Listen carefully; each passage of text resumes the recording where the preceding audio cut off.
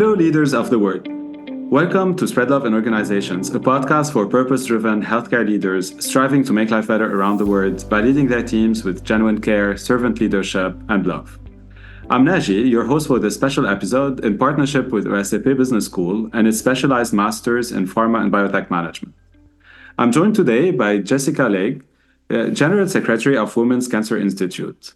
Jessica is an engineer by training from AgroParis Tech and started her career at Alcimed Consulting, where she spent 8 years developing new healthcare markets in biotech, medtech for entrepreneurs, startups, SMEs, and large corporations, as well as for public and semi-public innovation sector. Strongly committed to optimizing initiatives for healthcare systems, Jessica then joined Celgene, where she was responsible for a partnership hub aimed at developing the healthcare value model. In April 2020, in the midst of COVID pandemic, Jessica became the CEO of Médecins Paris region, Europe's leading healthcare cluster, where she redefined the strategic positioning of the group in order to launch concrete reindustrialization initiatives to accelerate growth in the French healthcare industry and boost national sovereignty in order to recover from the COVID-19 pandemic. Jessica, it's great to have you with me today. Hi, thank you very much. I'm really honored to be with you today. Thanks.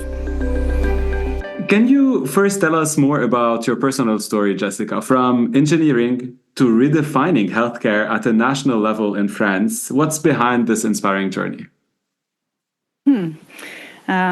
When I chose my orientation when I was younger, what I wanted to do most, of course, like a lot of people now, is have a true impact on the world.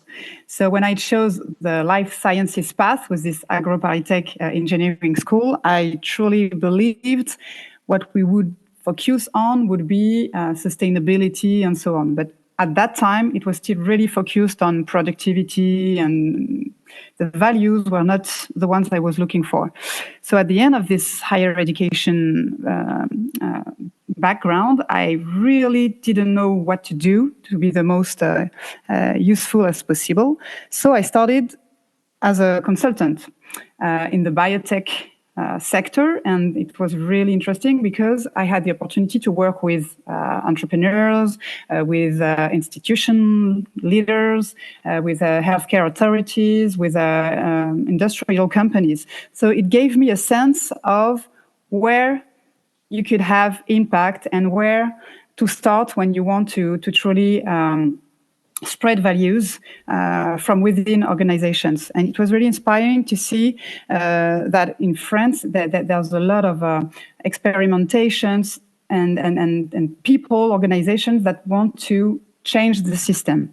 So I had the opportunity to test what it is in the public sector, in the private sector, and healthcare obviously was a really, really a comprehensive sector to change things as a patient perspective, as a whole system perspective, in terms of macroeconomy. So yeah, I never got back to anything else.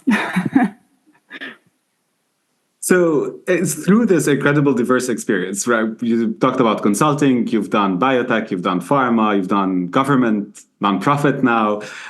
Is there like a key leadership thread that you've been taking with you across all those different experiences?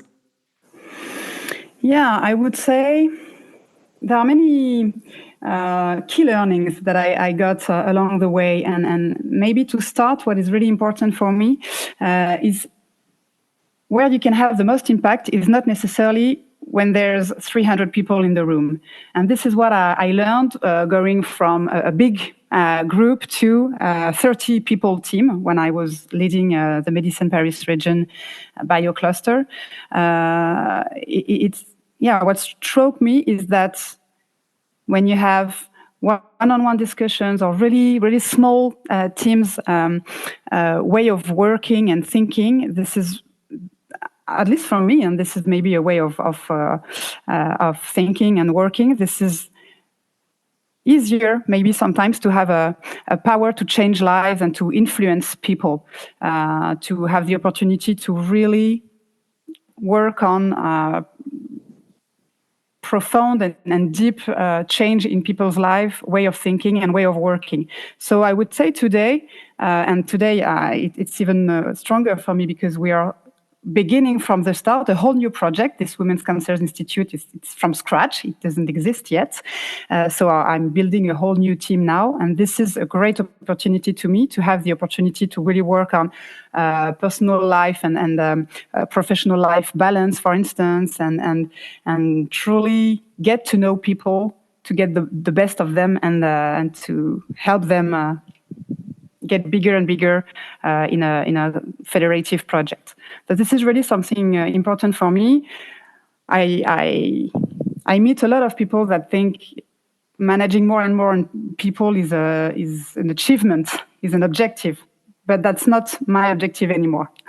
I would say smaller teams are sometimes a bigger way to move forward, to have an impact.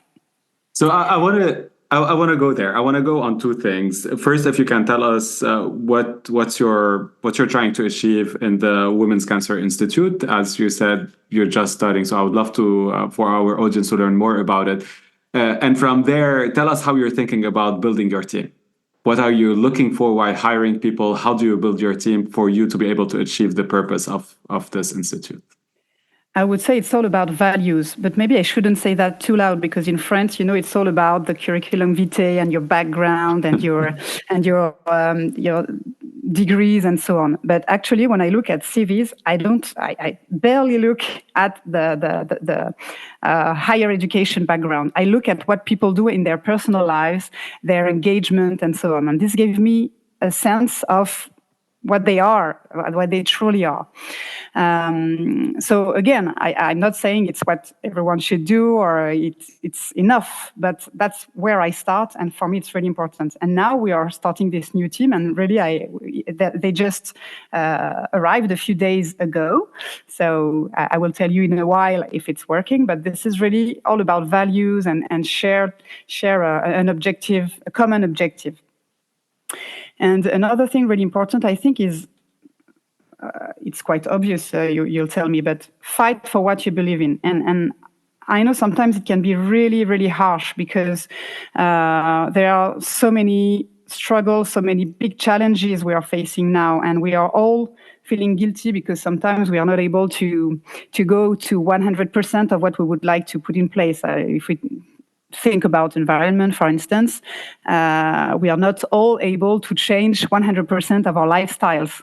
But I truly think small steps are important, and a step-by-step approach is really, really impactful. And this is small water drops that fill oceans. So this is also something I'm trying to work on with the teams I'm looking to work with, is really to get happy with small victories and to work on concrete small projects. Another thing I learned is that when you have a strategic work plan and you know where to go and you're really frustrated because people can't always follow you, it's one of my key learnings is that you really need to stop and to help people get on board and to listen to them and to help them getting into it and feeling that this is a common project. And again, to do so, you have to work on really concrete things, really small projects. We all have really high expectations and ambitions, and we want to go there at once. And this is, and I'm saying this, but this is still something I'm working on because sometimes it's still frustrating. Things don't go fast enough, never. But on a human perspective, this is so intense and so rich to stop and to talk to people and to learn from them and to include everyone's vision into yours, into your vision. And actually, you can't do anything if you don't do that. Even though you succeed, if you're by yourself, nothing works. So small steps, inclusive way of thinking, participating way of decision. I think this is what I learned along this short way. Well, these are incredible gems you're bringing. You talked about small steps, you talked about inclusiveness in the decision making, and really this idea that you said, like, fight for what you believe in. So, along those lines, I'd love to know if you also go through your COVID experience, right? Like, you had to manage through tough times, you have to manage on reindustrializing a country, sovereignty, etc. But if we go on the leadership aspect of all this, sometimes I feel like people can be hang on the idea they have in mind and fighting. This is why I wanted to take what you said, like fight for what you believe in. Am I assuming correctly that you're thinking about a general belief, a general purpose that you want to achieve, fight for it, and really get those small steps done for you to get there? And how do you think about this while managing team with setbacks? I imagine during COVID times, you had a lot of setbacks from different parties, and then sometimes beliefs will go down, or we're never going to achieve it. How do you deal with this on a daily basis with a very moving environment that was COVID for you? Mm-hmm. This is a really good question, and even more accurate that I got to the medicine management in April 2020, so at the beginning of the COVID crisis. So I had never seen the team I was about to manage.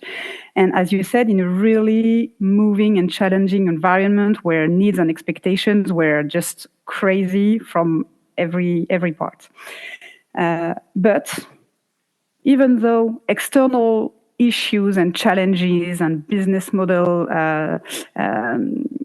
questions and positioning in the ecosystem and relationships with institutions and our members and so on were crazy, I spent a lot of time internally with the teams, because this organization is non-profit, as you said. It's something you join because you want to help and you want to be useful. And the team I joined at that time was lost because the business model, it's still, even though it's not non-profit, you have to pay people, and it's a 30-people team, so you have to find ways of sustaining a certain amount of revenue. Everything was changing so fast. We were wondering if we could hold on a non-profit model, or if we were becoming a startup, and it was really deep as a questioning for the team, for the values and the object itself of the organization.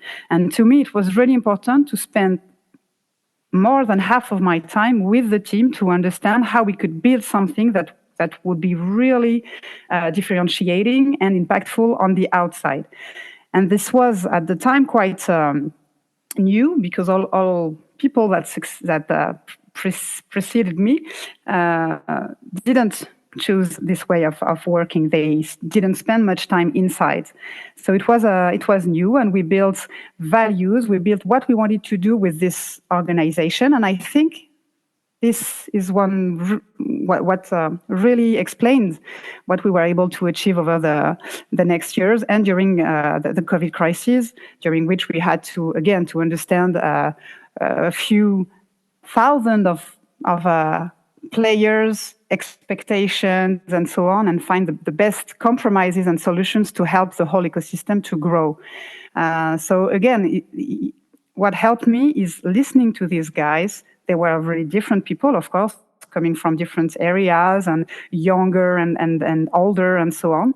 But I learned from them, and the idea I built on what we should achieve was theirs. Actually, was really a co-construction, and I think this is something that drives me overall, because if I sum up the objective of the project I'm leading now, the Women's Cancer Institute, actually we're talking about basic research, translational and clinical research, care, but it's all about a holistic approach, how to better understand what really matters for patients, what is their lives, their situation, their psychosocial environment, and how we can help them as much as we can, but on their definition. And I know in the healthcare system, it's really difficult because, of course, everyone wants to do their best and think they know what's best for people,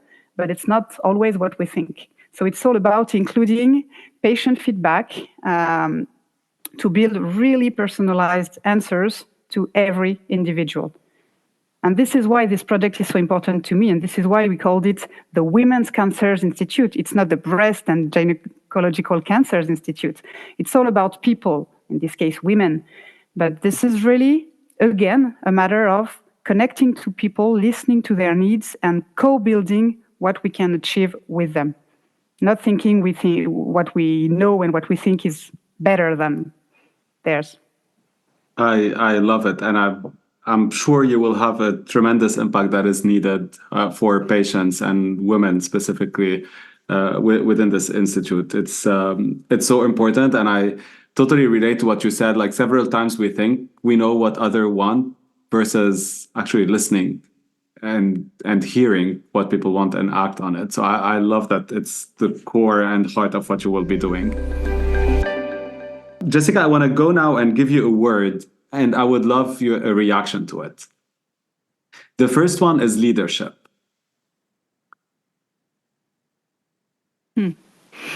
It's funny because these days I've been thinking about how leadership is close to being a parent and how to think about healthcare, as I just mentioned. And I think, and I heard a US psychologist a few days ago, I'm sure you know her, it's Becky Kennedy, and she said, for her, a parent and a leader was someone able to connect to himself, herself, and connect to others. And it was her definition of sturdiness. And I really connected to this definition. I think this is really something that defines me as well. Because again, I think our strength is this synergy, this ability to learn from others, to better understand how they work, what they can bring to the world, to a family, an organization, a society. And it's just the same thing with patients. So I would say leadership, of course, I could mention exemplarity and blah, blah, blah. But what I really want to focus on today is really this ability to connect to others, but also to connect to yourself. And this brings us back to what I mentioned before, fight for what you believe in. You really have to be aligned with what you say, how you act, what you represent. And I think a good leader is someone who managed to do that. And it's not easy, of course, and not everyone has the chance to find the right place to do that. It may be a lifetime goal. Journey. Yes. Yeah, journey, exactly. And you talked about this alignment, right? Like the heart, brain, and practically the hands, right? Like that will make it work. The second word is innovation.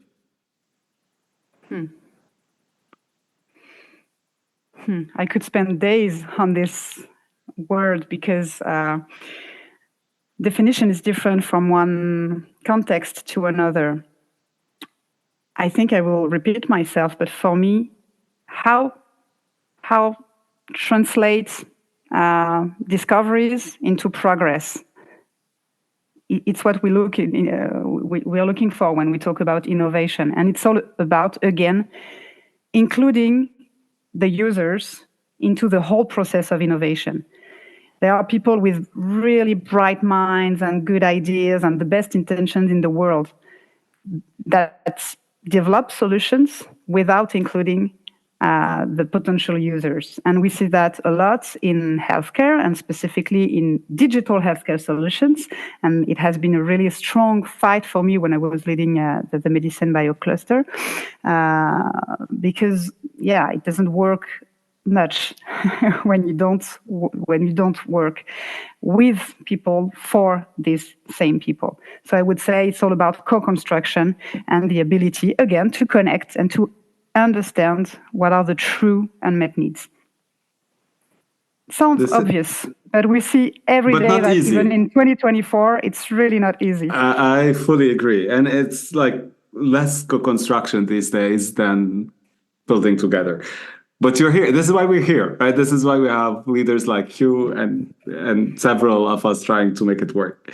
The third one is women's health. Again, a lot of things to say. Maybe I would start with a few, not figures, but at least pieces of information. What we notice is that the number of deaths by cancers decreases more slowly for women than for men. What we notice as well is that when a cancer arrives in a couple, it happens a lot that the couple doesn't survive, and it's 6 times higher when the woman has a cancer. Of course, I'm talking about hetero couples. So these are a few examples of what we wanted to look further into women's cancers more specifically.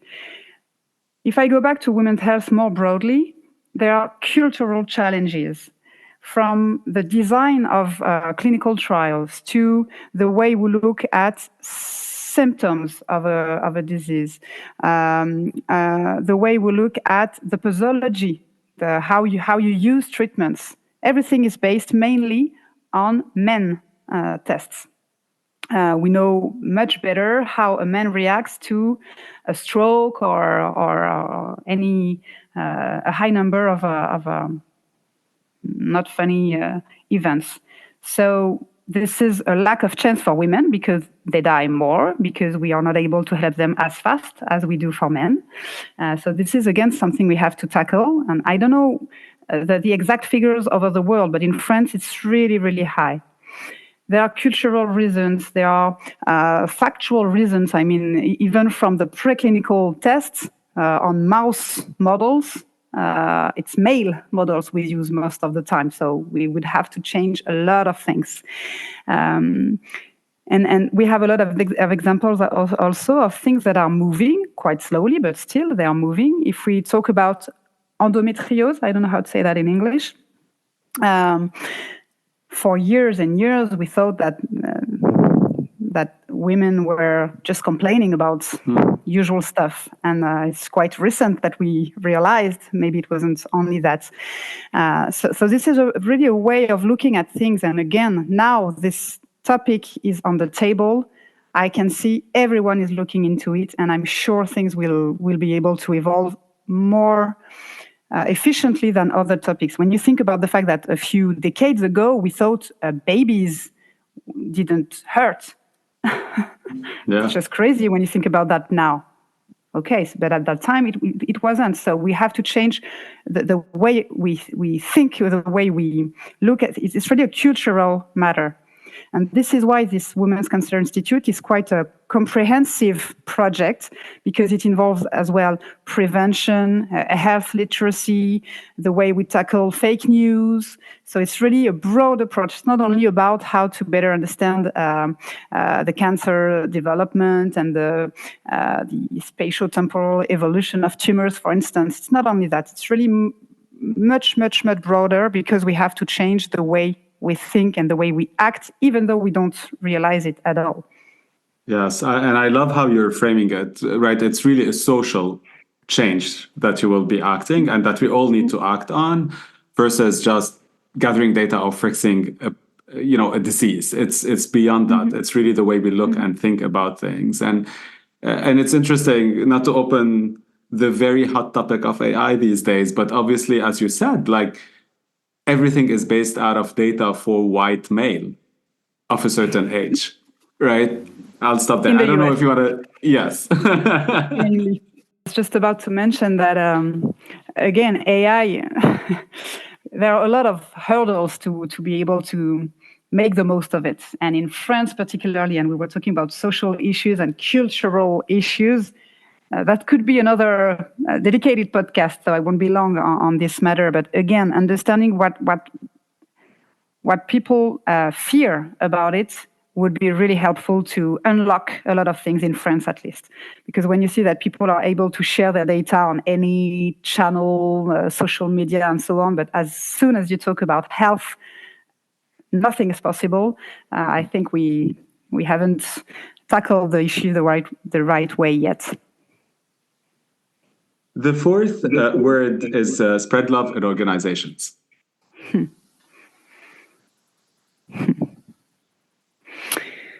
I think we quite covered the topic actually from different parts, but it's all about being yourself and connect to others. And I'm not sure love is the word I would use to talk about all of this, but actually we talked about kindness, care, deep interest, true listening, relationship, trust, respect. So what is it if it's not love?